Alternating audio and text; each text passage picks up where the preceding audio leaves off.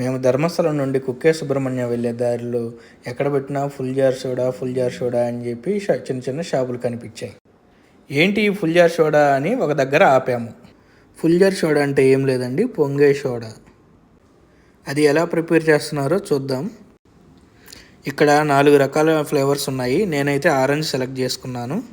పెద్ద గ్లాసులో orange flavour, సబ్జా గింజలు, షుగర్ సిరప్ యాడ్ చేసి దానికి సోడా యాడ్ చేశాడు. ఇంకో పక్క చిన్న గ్లాసులో కొత్తిమీర, పుదీనా పేస్టు, మసాలా పొడి, సాల్ట్, నిమ్మరసం యాడ్ చేశాడు.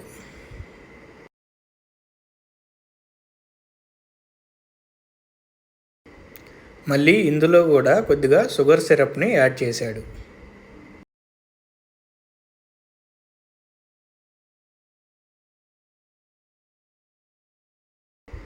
ఇప్పుడు ఆ చిన్న గ్లాసులో ఉన్న వాటిని బాగా మిక్స్ చేశాడు.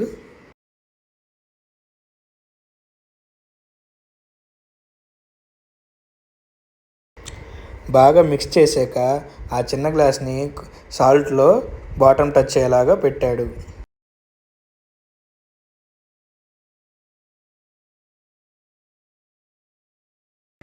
ఇప్పుడు ఆ చిన్న గ్లాసు పెద్ద గ్లాసులో వదలగానే కిందన్న సాల్ట్ సోడాకి టచ్ అయ్యి బుసబుసమంటూ నురగొస్తుంది.